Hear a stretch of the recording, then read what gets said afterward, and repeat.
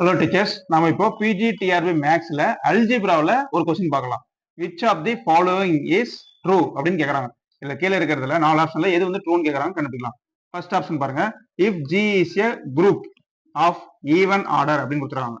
Then a not equal to e. இன்னா உங்களுக்கே தெரியும், ஐடென்டிட்டி எலமெண்ட். ஏன்றது ஏதோ ஒரு எலமெண்ட், சரிங்களா?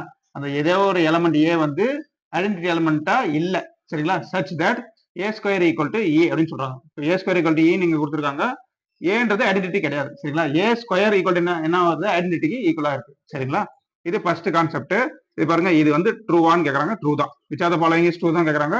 ஏ ஆப்ஷன் ட்ரூ, சரிங்களா? இது நம்ம இது மாதிரி ஒரு தேரம் நம்ம பார்த்திருக்கோம். இம்பார்ட்டன்ட் தேரம் தான். ஜி இஸ் ஏ குரூப்பா இருந்துச்சுன்னா ஆர்டர் வந்து ஈவன் ஆர்டர் ஆகணும். G is a group of even order இருந்துச்சுன்னா தென் ஏ ஸ்கொயர் ஈக்குவல் என்ன வரும், ஈன்னு வரும். கண்டிப்பா ஏ வந்து நாட் ஈக்குவல் டு இ வரணும். அப்படி வந்துச்சுன்னா இது வந்து true. A square equal to E தான், சரிங்களா? மீதி பி சி டி எல்லாம் செக் பண்ணிக்கலாம், சரிங்களா? இந்த ஆப்ஷன்லாம் நீங்க என்னன்னு கண்டுபிடிச்சிட்டீங்கன்னா எந்த கொஸ்டின் கேட்டாலும் அட்டன் பண்ணிடலாம், சரிங்களா? கண்டுபிடிக்கலாங்களா? Z comma dot is a group அப்படின்னு சொல்லியிருக்காங்க. நான் ஏற்கனவே ஒரு வீடியோ போட்டிருக்கேன். இஜட் கமா டாட் குரூப்புங்களா? இல்ல. ஏன் குரூப் இல்ல? இஜட்ன்றது இன்டிஜர், டாட்ன்றது என்னது, மல்டிபிளிகேஷன். இன்டிஜர் வந்து மல்டிபிளிகேஷனை பொறுத்து குரூப்பா இருக்குமா? இருக்காது. ஏன் இருக்காது? 5 ஒரு நம்பர் எடுத்துங்க, belongs to Z. 1/5 belongs to இஜட்டா? டஸ் நாட் இஜட், சரிங்களா? இன்வெர்ஸ் இருக்காது. இதுல இருக்கிற எந்த எலமெண்ட்டுக்குமே இன்வெர்ஸ் இருக்காது. அதனால இது வந்து குரூப் கிடையாது, ஓகேங்களா? ஞாபகம் வச்சுங்க. சரி, நெக்ஸ்ட் அடுத்தது சிக்கு வாங்க. ஆர்கமா டாட் இஸ் குரூப்னு கொடுத்துருவாங்க. ஆர்கமா டாட் குரூப்புங்களா? சொல்லுங்க. ஆர்ன்றது ரியல் நம்பர்ஸ், டாட்ன்றது மல்டிபிளிகேஷன். ரியல் நம்பர் வந்து மல்டிபிளிகேஷன் பொறுத்து குரூப்பா? குரூப் கிடையாது, சரிங்களா? எப்போ வரும்? ஆர் மைனஸ் 0 டாட் தான் வரணும், சரிங்களா? மல்டிபிளிகேஷன் வந்துட்டாவே அதுல வந்து 0 வர கூடாது, சரிங்களா? இதுல பாத்தீங்கன்னா ஆர் மைனஸ் 0 வரணும், சரிங்களா? இதுக்கு இன்வெர்ஸ்லாம் வரும், எல்லாத்துக்குமே இன்வெர்ஸ் வரும், சரிங்களா? அப்போ இது வந்து குரூப்பான்னு கேக்குறாங்க. இல்ல. ஏன் இல்ல? ஆர் மைனஸ் 0 டாட் தான் குரூப், சரிங்களா? இதுல 0 எடுத்தாதான் இது வந்து குரூப். சரி, இங்க வாங்க. சி ஸ்டார் கொடுக்குறாங்க. இது என்ன சி ஸ்டார்? சினா காம்ப்ளெக்ஸ் நம்பர், சி ஸ்டார்னா non zero complex number. Non zero complex number வந்து பிளஸ் பொறுத்து குரூப்பா இருக்குமா? இருக்காது. ஏன் இருக்காது?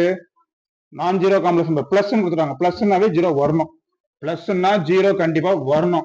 மல்டிபிளிகேஷன்னா 0 வந்து வர கூடாது, சரிங்களா? ஞாபகம் வச்சுங்க. ஏன்னா பிளஸ்னா பிளஸுக்கு ஐடென்டிட்டி வந்து என்னது, 0 தான், ஓகேங்களா? இப்போ C star comma plus is குரூப்னு சொல்லிருக்காங்க. இது வந்து ஃபால்ஸ், சரிங்களா? சி கமா பிளஸ் தான் குரூப், ஓகேங்களா? சரி, அப்போ ஏ ஆன்சர் தான் கரெக்ட் ஆன்சர், சரிங்களா? நெக்ஸ்ட் கணக்கு போலாம். Second sum, the mean and variance of Poisson distribution is என்னன்னு கேக்குறாங்க, சரிங்களா? இது வந்து 10th சாப்டர், சரிங்களா? ப்ராபபிலிட்டி டிஸ்ட்ரிபியூஷன்ல வருது. இப்போ பாய்சன் டிஸ்ட்ரிபியூஷனுடைய மீனும் வேரியன்ஸும் என்னன்னு கேக்குறாங்க, சரிங்களா? ஆப்ஷன் கொடுத்துருக்காங்க. Equal, mean greater than variance, mean less than variance, none அப்படின்னு கொடுத்துருக்காங்க. முதல்ல பாய்சன் டிஸ்ட்ரிபியூஷன் என்னன்னு தெரிஞ்சீங்க. P of X equal to X அப்படி இருந்துச்சுன்னா E power minus lambda, lambda power X divide by factorial X. இதான் வந்து பாய்சன் டிஸ்ட்ரிபியூஷன், சரிங்களா? இப்போ எக்ஸுக்கு வேல்யூ வரும் 0, 1, 2 எக்ஸெட்ரா அப்படி வரும். இது வரைக்கும் வரும்னா லேம்டா கிரேட்டர் தன் 0 வரையும் அப்ளை பண்ணணும், சரிங்களா? E power minus lambda, lambda power X, factorial X. இதான் வந்து பாய்சன் டிஸ்ட்ரிபியூஷன், சரிங்களா?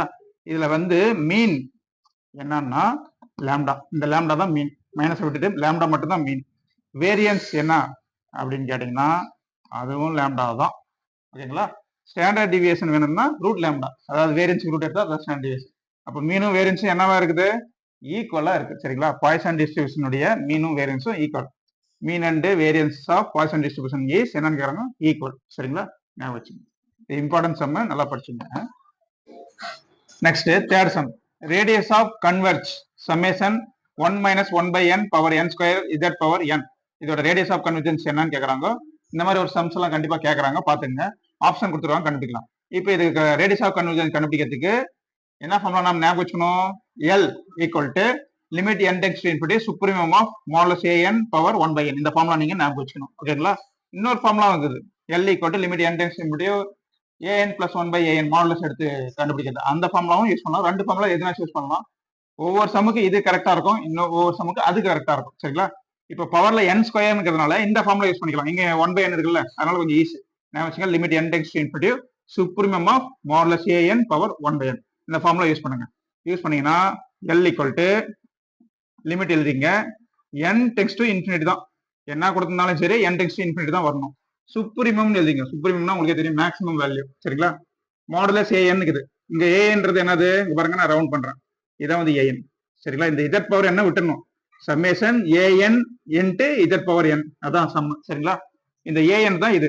என்ன எழுதணும், மாடுலஸ் வேல்யூ தானே, 1 மைனஸ் 1 பை என் பவர்ல என் ஸ்கொயர். சரிங்களா? Modulus a n power 1 by n, பவர்ல 1 பை என் எழுதணும். சரிங்களா? ஒரு மாடுலஸ் போட்டுங்க, பவர்ல 1 பை என் எடுங்க. சரிங்க? சரிங்களா? இப்போ மாடுலஸ்னா பிளஸ் வேல்யூ, அவ்வளவுதான், வேற ஒன்றும் இல்லை. இந்த எண்ணையும் என் ஸ்கொயர் இருக்குது, ஒரு எண்ணை கேன்சல் பண்ணிடுங்க. இப்போ மீதி என்ன வரும், 1 minus 1 by n power n, அது மட்டும் தான் வரும். அப்போ limit n tends to infinity, supremum விட்டுருங்க, நான் மேக்ஸிமம் எடுத்துக்குவோம். 1 மைனஸ் 1 பை என் பவர்ல என்ன ஆகுது, என். இப்போ நம்மளுக்கு என்ன ரிசல்ட்னு தெரியும், limit n tends to infinity 1 plus 1 by n power என்ன இருந்தா இ. ஓகேங்களா? 1 மைனஸ் 1 பை என்ன பவர் என்ன இருந்தா அது வந்து 1 பை இ. சரிங்களா? அப்போ இதோட வேல்யூ என்னது, 1 டிவைடட் பை இ. சரிங்களா? L equal to 1 by e. நல்ல ஞாபகம் வச்சுங்க, limit n tends to infinity 1 plus 1 by n power என்ன இருந்தா அதோட value e. 1 minus 1 by n power என்ன இருந்தா அதோட வேல்யூ என்னது, 1 பை இ. ஞாபகம் வச்சுங்க. இப்போ ரேடியஸ் ஆஃப் கன்வர்ஜென்ஸ் கண்டுபிடிக்கணும். எல் ஈக்குவல் டு 1 பை இன்னு வந்தோடனே டிக் அடிச்சிடக்கூடாது. ஓகேங்களா? பொறுமையா கண்டுபிடிக்கணும். ரேடியஸ் ஆஃப் கன்வர்ஜென்ஸ் ஃபார்முலா என்ன, R equal to radius of convergence R equal to 1 by L, அதான் ஃபார்முலா. சரிங்களா? நிறைய பேர் பண்ற தப்பே அப்படிதான். இதை பார்த்த உடனே டக்குன்னு கண்டுபிடிச்சு டக்குன்னு டிக் அடிச்சிடும் 1 பை. பொறுமையா டிக் அடிக்கணும். சரிங்களா? ஆர் ஈக்குவல் டு என்னது, 1 பை எல். இது வந்து எல்லுக்கான ஃபார்முலா தான். ஓகேங்களா? ஆர் கண்டுபிடி ரேடியஸ் கண்டுபிடிக்கிறதுனா r equal to 1 by l தான் ஃபார்முலா. 1 பை எல்னா என்ன வரும், l equal to 1 by e. 1 by எல்னா தலையில திருப்புங்க, இ பை 1 வந்துடும். ஆன்சர் என்னது, இ டிவைட் பை 1, அதாவது இ. ஓகேங்களா? எங்க இருக்குன்னு பாருங்க, பி ஆன்சர். சரிங்களா? பார்த்து பொறுமையா டிக் அடிங்க. இந்த மாதிரி கண்டுபிடிச்சிட்டு தலைகீழ திருப்பணும். ஓகேங்களா? அதான் வந்து ரேடியஸ் ஆஃப் கன்வர்ஜென்ஸ் இ. சரிங்களா? அடுத்த கணக்கு பார்க்கலாம். 3 ஆச்சு. நாலாவது கணக்கு பார்க்கலாம். ஃபர்ஸ்ட் சம் வந்து அல்ஜிப்ராவில், ரெண்டாவது சம் வந்து ப்ராபபிலிட்டில இருந்து, மூணாவது சம் வந்து காம்ப்ளெக்ஸ்ல இருந்து சொல்லியிருக்கோம். அடுத்த கணக்கு பார்க்கலாம். நெக்ஸ்ட் 4வது கணக்கு. இதுவும் காம்ப்ளெக்ஸ் நம்பர் சம்ஸ் தான். Radius of convergence of summation n equal to 1 to infinity z power n n square. இதோட ரேடியஸ் ஆஃப் கன்வர்ஜென்ஸ் என்னன்னு கேட்கறாங்க. முன்ன சொன்ன மாதிரி தான் ஃபார்முலா. இப்போ போன கணக்கு ஒரு ஃபார்முலா சொன்னோம், சூப்பரிமம்னு ஒரு ஃபார்முலா. இந்த கணக்கு பாத்தீங்கன்னா z power n n square இருக்குது. இதுக்கு என்ன ஃபார்முலா அப்ளை பண்ணலாம்னா l equal to limit n tends to infinity modulus an plus 1 divided by an. இந்த ஃபார்முலா தான் அப்ளை பண்ண போறோம். சரிங்களா? முதல்ல l கண்டுபிடிக்கிறோம். ஓகேங்களா? சரி, இப்போ இந்த z பவர் n விட்டுறணும், அந்த கணக்கே சொல்லியிருக்கேன்.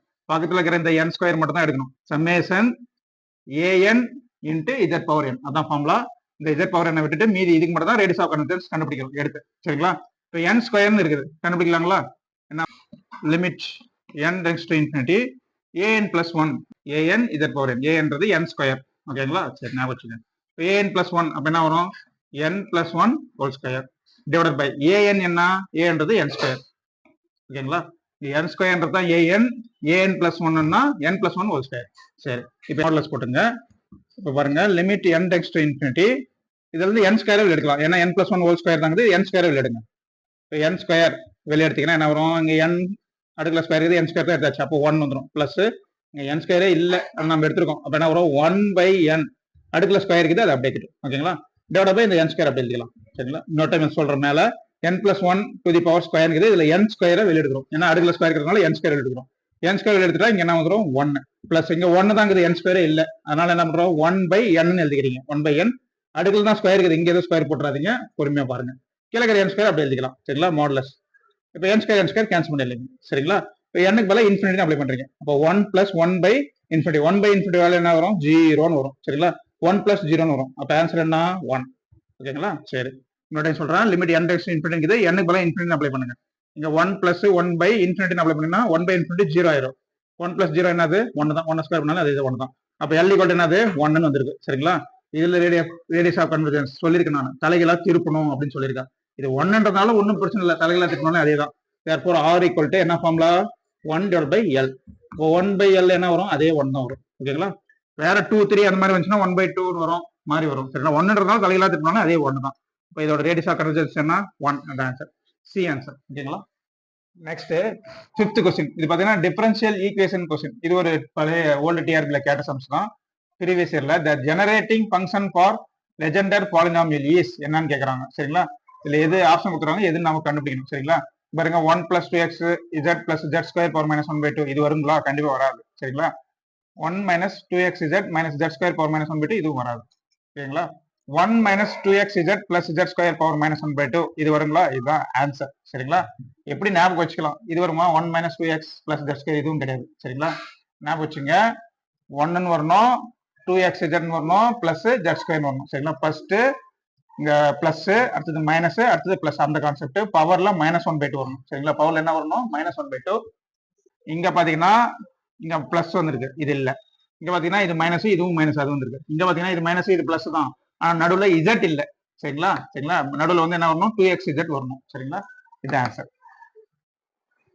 நெக்ஸ்ட் 6வது கணக்கு ஃபங்க்ஷனல் அனாலிசிஸ். அதுல ஒரு சம், இதுவும் ப்ரீவியஸ் இயர்ல கேட்டதுதான். Let h be a Hilbert space, let x, y be any two vectors in h, then கொடுத்துருவாங்க, ஆப்ஷன் கொடுத்துருவாங்க. எது ஆன்சர் கண்டுபிடிக்கணும். ஏ ஆப்ஷன் பாருங்க. இந்த மாதிரி ஒரு ரிசல்ட் எல்லாம் கிடையாது எங்கேயும். சரிங்களா? ஃபங்க்ஷனல் அனாலிசிஸ்ல இல்ல. 2 இன்ட்டு பிராக்கெட்ல வரணும், அது பேரலோகிராம் லா அப்படின்னு சொல்லுவோம், அது கிடையாது. இது பாத்தீங்கன்னா ஸ்குவாட்ஸ் இன்இக்வாலிட்டி மாதிரி வருது, ஆனா லெஸ் தேன் வந்தாதான் ஸ்குவாட்ஸ் இன்இக்வாலிட்டி. சரிங்களா? இந்த மாதிரி ரிசல்ட்டும் கிடையாது. ஏவும் பியும் ஒரே மாதிரி இருக்கிற மாதிரி தெரியுது. சரிங்களா? இதுவும் எதுவும் கிடையாது.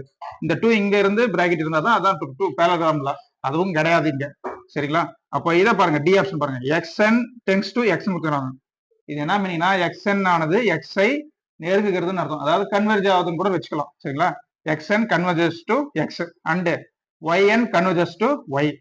Therefore என்ன வரும்? implies xn, yn implies xn வந்து எங்க போகுது? x க்கு.